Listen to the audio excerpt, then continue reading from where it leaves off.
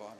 So look, the United States conducted this operation with a very clear goal in mind. I haven't got a chance to see a lot of reporting. I don't understand what the confusion is. Let me explain it to you, and I'll do it once again as clearly as possible. Perhaps you'll report it that way. The United States is conducting an operation to eliminate the threat of Iran's short-range ballistic missiles and the threat posed by their Navy, particularly to naval assets. That is what it is focused on doing right now, and it's doing quite successfully. I'll leave it to the Pentagon and the Department of War to discuss the tactics behind that and the progress that's being made. That is the clear objective of this mission. The second question that's been asked is, why now? Well, there's two reasons why now. The first is it was abundantly clear that if Iran came under attack by anyone, the United States or Israel or anyone, they were going to respond and respond against the United States. The orders had been delegated down to the field commanders. It was automatic, and in fact, it bared to be true, because in fact, within an hour of the initial attack on the leadership compound, the missile forces in the south and in the north, for that matter, had already been activated to launch. In fact, those had already been pre-positioned. The third is the assessment that was made that if we stood and waited for that attack to come first before we hit them, we would suffer much higher casualties. And so the President made the very wise decision. We knew that there was going to be an Israeli action. We knew that that would precipitate an attack against American forces. And we knew that if we didn't preemptively go after them before they launched those attacks, we would suffer higher casualties and perhaps even higher those killed. And then we would all be here answering questions about why we knew that and didn't act. Going back to the purpose. The purpose of this is to destroy that missile capability. Why does Iran want that ballistic missile capability? What they are trying to do, and have been trying to do for a very long time, is build a conventional weapons capability as a shield where they can hide behind. Meaning, there would come a point where they have so many conventional missiles, so many drones, and it can inflict so much damage that no one can do anything about their nuclear program. That is what they were trying to do, is put themselves in a place of immunity where the damage they could inflict on the region would be so high that no one can do anything about their nuclear program or their nuclear ambitions. They are producing, by some estimates, over 100 of these missiles a month. Compare that to the 6 or 7 interceptors that can be built a month. They can build 100 of these a month, not to mention the thousands of one-way attack drones that they also have. They've been doing this for a very long time, and by the way, they've been doing it under sanction. You see the attacks they're conducting right now? They're attacking airports, they're attacking hotels, they're hitting not just military bases, they're attacking our embassies directly, they're attacking facilities that have nothing to do with war or with military, and that's a weakened Iran. That's in Iran despite years of sanction. Imagine a year from now, or a year and a half from now, the capabilities they would have to inflict damage on us. It's an unacceptable risk, especially in the hands of a regime that's run by radical clerics. The Ayatollah was a radical cleric. That entire regime is led by radical clerics who don't make geopolitical decisions. They make decisions on the basis of theology, their view of theology, which is an apocalyptic one. That has to be taken very seriously as well. So that was the purpose for what this operation is all about. That's what it's focused on. As the President said earlier today, it is on or ahead of schedule. I will defer to the Department of War to discuss the progress being made at a tactical level, but it was the right decision and an important decision for the safety and security of the world. Does Congress have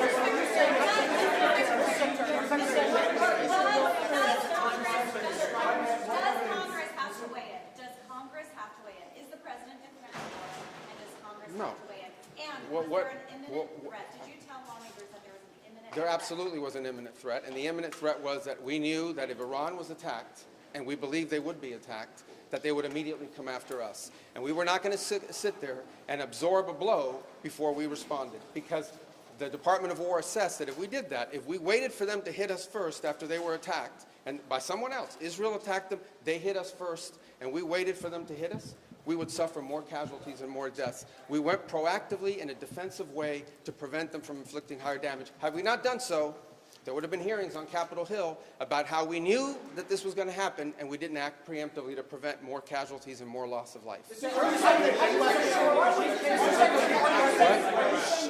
was forced to strike because of an impending Israeli action? No, well, two things I would say. Number one is, no matter what, ultimately, this operation needed to happen. That's the question of why now. But this operation needed to happen, because Iran, in about a year or a year and a half, would cross the line of immunity, meaning they would have so many short-range missiles, so many drones, that no one could do anything about it, because they could hold the whole world hostage. Look at the damage they're doing now. And this is a weakened Iran. Imagine a year from now. So that had to happen. Obviously, we were aware of Israeli intentions and understood what that would mean for us, and we had to be prepared to act as a result of it. But this had to happen no matter what. Secretary, President Trump said overnight that his top choices to now run Iran were killed in the strikes. Does the United States have a firm plan for how they intend to handle this power vacuum in Iran to ensure that an Irish hardliner does not take power? So two things, and two things can be true. Number one is our mission and our focus is the destruction of their ballistic missile capabilities and their ability to manufacture them, as well as the threat posed by their Navy to global shipping. That's our objective. That said, we would not mind, we would not be heartbroken, and we hope that the Iranian people can overthrow this government and establish a new future for that country. We would love for that to be possible. But the objective of this mission is the destruction of their ballistic missile capabilities and of their naval capabilities. So are you saying, based on that, are you saying that there is no responsibility, no plan for the U.S. to at least play a role in whatever government comes next? We might. We'll see how circumstances play out. But I'm telling you what the objectives of this operation are. The objectives of this operation are to destroy their ballistic missile capability and make sure they can't rebuild it, and make sure that they can't hide behind that to have a nuclear program. That's the objective of the mission. That said, abundantly clear, we would love for there to be an Iran that's not governed by radical Shia clerics. As I've said myself repeatedly for years, the leadership of that country does not reflect the people of Iran, and I think that's been pretty apparent in the protests that you've seen. If there's something we can do to help them down the road, we'd obviously be open to it, but that's not the objective. The objective of this mission is the destruction of their ballistic missile capability. Regime change has not gone well for the United States. The what now? Regime change has not gone well for the United States for many, many decades. How do you assure the American public that things will not get worse for the next regime that comes in there and replaces the Well, we would love to see this regime be replaced. And ultimately, as the president has said, But how he do you calls... know that? No, but let me finish my answer.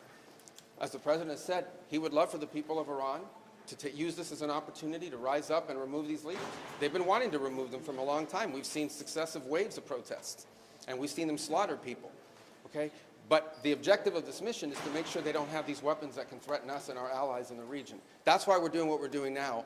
And while we would love to see a new regime, the bottom line is no matter who governs that country a year from now, they're not going to have these ballistic missiles and they're not going to have these drones to threaten us. That's the objective of this mission, is to deny them the ability to use ballistic missiles to threaten their neighbors, to threaten our bases, to threaten our presence in the region, and ultimately as a shield behind which they can do whatever they want with their nuclear weapons ambition. We were not going to let them hide behind that, and that's why this was such a critical mission to undertake now while they were at their weakest point, and not a year from now where they could inflict even more damage and perhaps already be behind that point of immunity. Go right here behind. Go ahead, you and then you. Yes. Your critics in Congress have said that they should have a role, they should be able to weigh in here, and there are going to be war powers resolutions votes in Congress later this week. Why not notify Congress ahead of this, and does Congress have Well, we a role did. now to We play? notified Congress. I mean, we notified the Gang of Eight. We notified congressional leadership. There's no law that requires us to do that. The law says we have to notify them 48 hours after beginning hostilities. We've done that. I think the notification went today. But we did notify members of Congress in advance. But we can't notify 535 members of Congress. vote to And- authorize the war? Well, the Congress can vote on whatever they want, but there's no law that requires us to do that. And I want to say something because I see people on TV. Look, that's fine. If they want to take a war powers vote, they can do that. They've done that. They've done that a bunch of times. But there's no, people keep saying that there's no law that requires the president to have done anything with regards to this. To begin with, no presidential administration has ever accepted the War Powers Act as constitutional. Not Republican presidents, not Democratic presidents. That said, we have followed the notification at 48 hours. We're here today. I've done more Gang of Eight briefings than I got in the 4 years that Biden was president and I was a member of the Gang of Eight. All of that said, we've complied with the law 100%. And we're going to continue to comply with it. We've done the notification, and we officially to Congress, but we did notify members of Congress. We just can't notify 535 people. That's not possible, but we did the Gang of Eight twice. I briefed them last week, and then I called them the night before the operation. Can you tell us what you know, Mr. Secretary, or the administration knows about the strike on a building in southern Iran that the Iranians are saying was a school, reports of large numbers of civilians, including children killed? Yeah, I've seen those reports. I would refer you, not because I'm not trying to answer your question, but I don't want to get it wrong. The Department of War would be investigating that if that was our strike, and I would refer your question to them, and I'll make sure they're aware that you have that question. But we'd like to know. An American missile. Well, clearly, the United States would not deliberately target a school. Our objectives are missiles, both the ability to manufacture them and the ability to launch them, and the one-way attract drones. That would be our focus, and that's what we would be focused on. We would have no interest and, frankly, no incentive to target civilian infrastructure. The Iranians are, on the other hand, targeting civilian infrastructure. You guys have seen it. I'm sure you've seen it. They're hitting hotels. They're hitting embassies. They're hitting airports. They're hitting oil infrastructure. Well, it'd be very tragic, but I can't speak to the details behind it because I just don't have it. It would be a tragic outcome if it's happened. I don't have the details as to what led to it. But what is clear is that the United States would not deliberately target a school. They are, on the other hand, deliberately targeting civilians, as you've seen, because you know why? They are a terroristic regime. They sponsor terrorism and they participate in terrorism. What's your message to Americans who are concerned about rising energy prices given the spiking of oil prices today?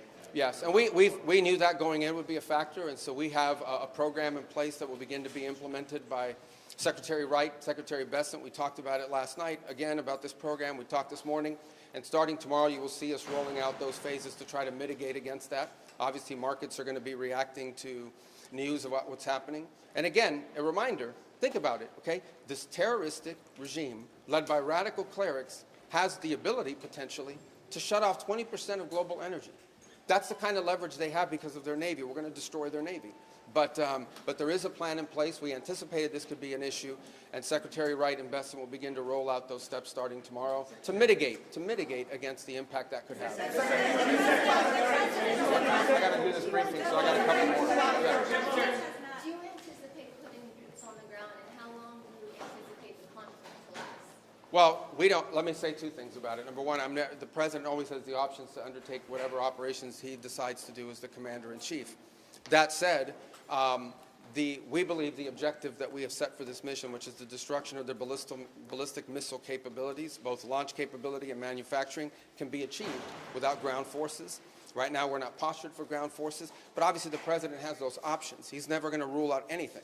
But right now, our focus is on the destruction of their ballistic missile launchers, their ballistic missile stockpiles, and their ballistic missile manufacturing capability, as well as their one-way attract drones and their Navy, because of the threat it poses to global shipping. How long is All right, I can only do one more. Right there in the middle. Yes, sir. Is there a diplomatic exchange going on right now between the U.S. and Iran? Any exchanges whatsoever outside of No, not at this time. I mean, look, we always have people that reach out from inside of governments. You don't know if they're authorized to reach out or not. They're suffering a tremendous amount of damage. Honestly, again, I'm not going to give away the details of our tactical efforts, but the hardest hits are yet to come from the U.S. military. The next phase will be even more punishing on Iran than it is right now. Someone was screaming, how long will it take? I don't know how long it'll take. We have objectives. We will do this as long as it takes to achieve those objectives, and we will achieve those objectives. The world will be a safer place when we're done with this operation. All right? Thank you, guys.